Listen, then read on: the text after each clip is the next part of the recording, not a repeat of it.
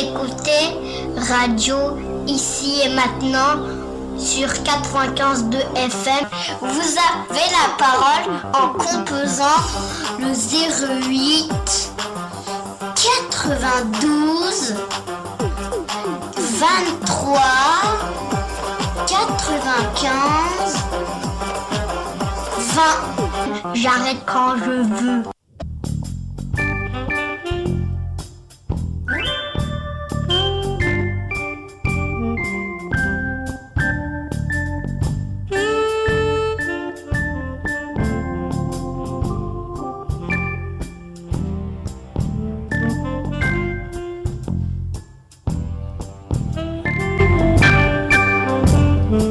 Adieu mon général, adieu mon général.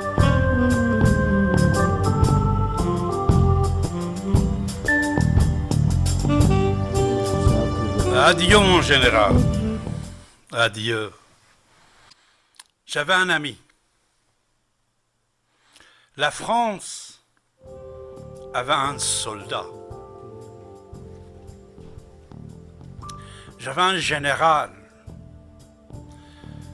Et le monde, humanisme, socialisme, histoire, la plume et la pensée et la conscience avaient un militant infatigable, toujours présent dans le champ des batailles intellectuelles jusqu'à son dernier souffle. Il était un grand seigneur de l'ordre et de la pensée, un grand monsieur, une grande personnalité de démocratie moderne. Il précisait toujours démocratie avec un S. Et voilà. Il n'est plus parmi nous. Il est parti. Il est parti. Henri Paris. Général Henri Paris.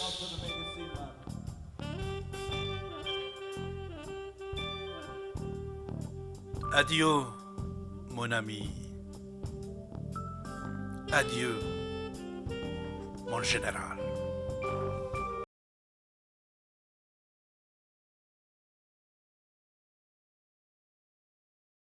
Écoutez votre radio ici maintenant sur 95.2 FM.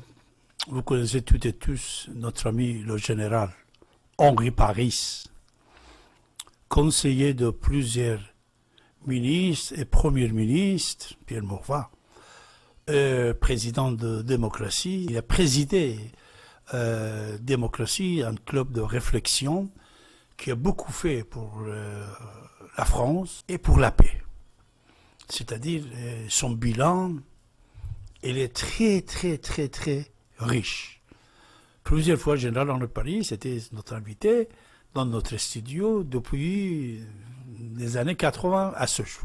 Aujourd'hui aussi, j'ai le plaisir de finir mon émission avec le général Henri Paris, que je le souhaite plein de santé et longue vie et l'amour à côté de sa femme Ariane. Et ses enfants que j'ai vus comment ils ont grandi, comme tous les autres enfants, qu'aujourd'hui, le général Henri Paris, il est fier de ses enfants.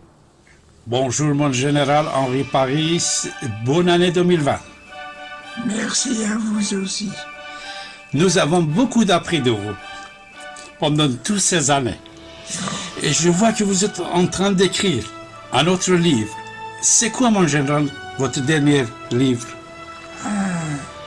Un roman qui prend comme arrière-scène l'expédition du Mexique, la guerre de 70-71 et la Commune. Excellent. Combien de pages?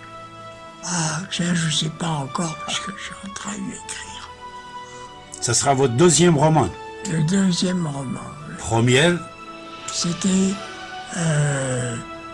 100 complots pour 100 jours et il y avait 385 pages.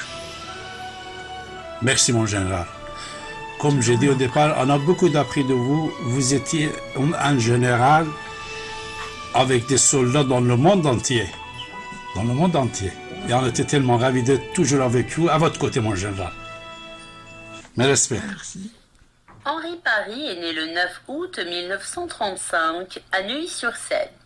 Il est officier général français en 2e section. Il a exercé des commandements prestigieux comme celui de la 2e division blindée Saint-Cyrien.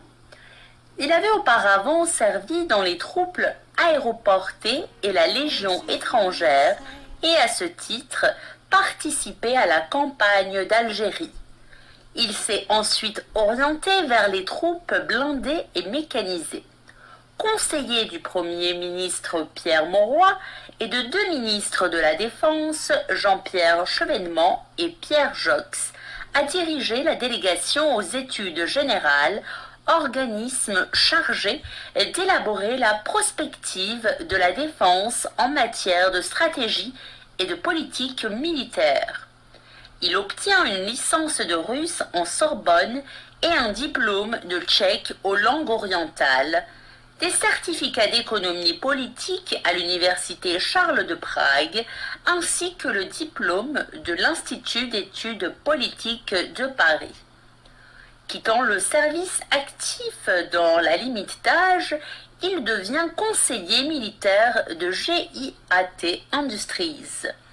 Professeur dans une école de journalisme et conférencier sur des sujets touchant la stratégie, les affaires étrangères et la vie politique, il continue une activité de conseiller auprès des entreprises. Il préside un club de réflexion démocratie.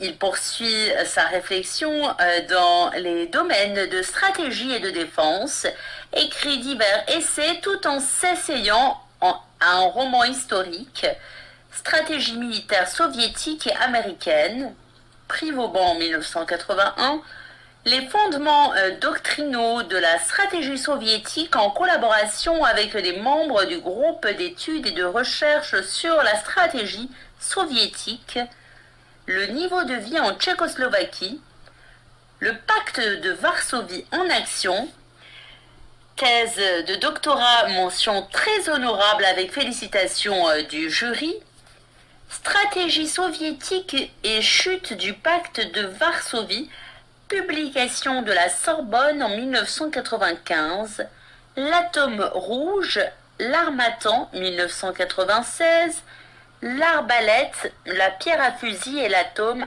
Albin Michel 1997, vers une arme citoyenne, direction d'un ouvrage collectif, l'Harmattan 1998, Sans complot pour les 100 jours, toujours aux éditions l'Harmattan en 2001, USA, Échec et Maths, édition Jacques-Marie Lafont en 2004,